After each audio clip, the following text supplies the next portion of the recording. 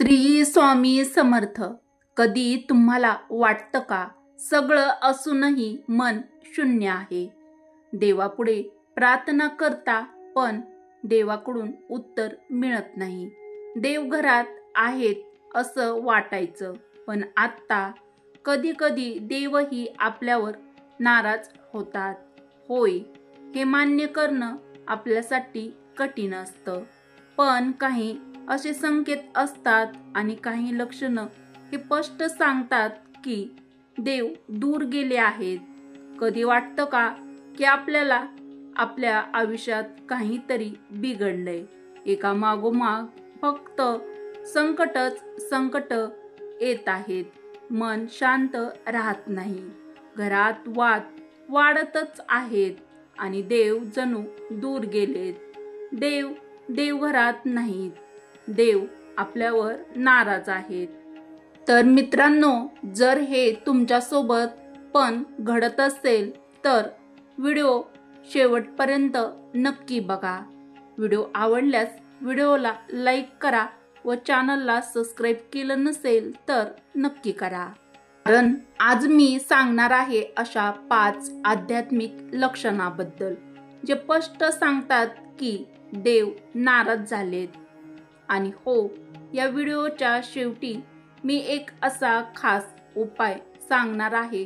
जर तुमचे पण देव तुमच्यावरती नाराज झाले असतील तर देवाची कृपा परत मिळून हा उपाय तुम्हाला देऊ शकतो. यासाठी व्हिडिओ कोठेही स्किप न करता शेवटपर्यंत बघा.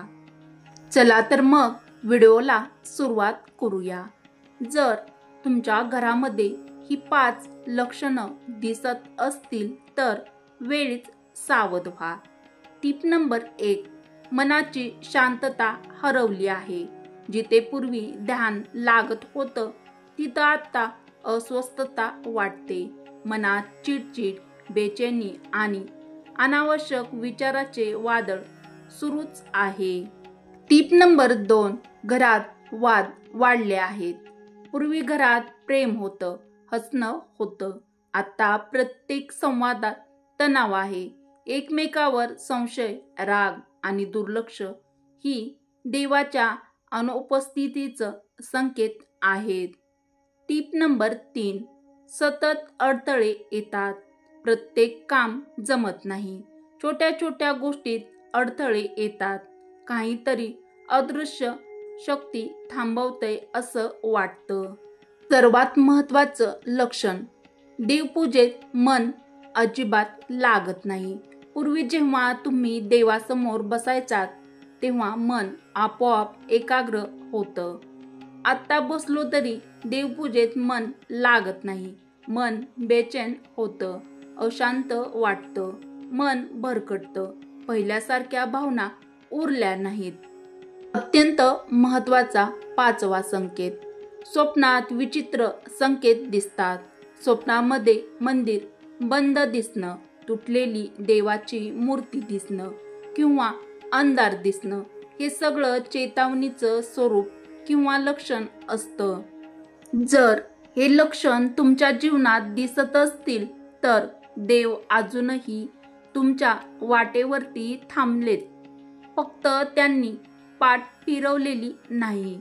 त्यांनी एक फक्त इशारा तुमच्यासाठी दिलाय. पुन्हा एकदा तुमचं मन शुद्ध करून त्यांचं म्हणजेच आपल्या देवाचं स्वागत करा. कारण देव दूर गेले तरी पुन्हा परत येऊ शकतात.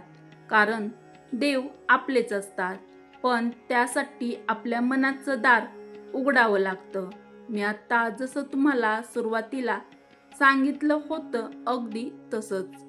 पण जर मित्रांनो हे लक्षण जर तुमचं मन हादरवत असतील तर देवाची कृपा परत मिळवण्यासाठी एक खास उपाय देखील करता येईल. देव नाराज झाले असतील तर देवांना परत आणण्यासाठी हा खास व सोपा उपाय. दर गुरुवारी सकाळी किंवा अमावास्येला एकदा मनापासून देवापाशी बसून संवाद साधा. कुणालाही काही सांगायचं नाही.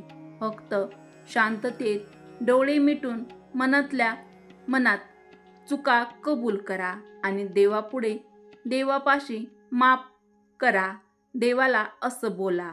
मग बघा, जसं अंधारात दिवा लागतो अगदी तसंच तुमच्या आयुष्यात परत प्रकाश यायला लागेल. कारण देव शिक्षा देत नाहीत, ते फक्त मार्ग दाखवतात. कृपया व्हिडिओला लाईक करा, शेअर देखील मित्रपरिवारासोबत नक्की करा. मराठी मंगल या आपल्या मराठमोळ्या चॅनलला सबस्क्राईब करायला विसरू नका.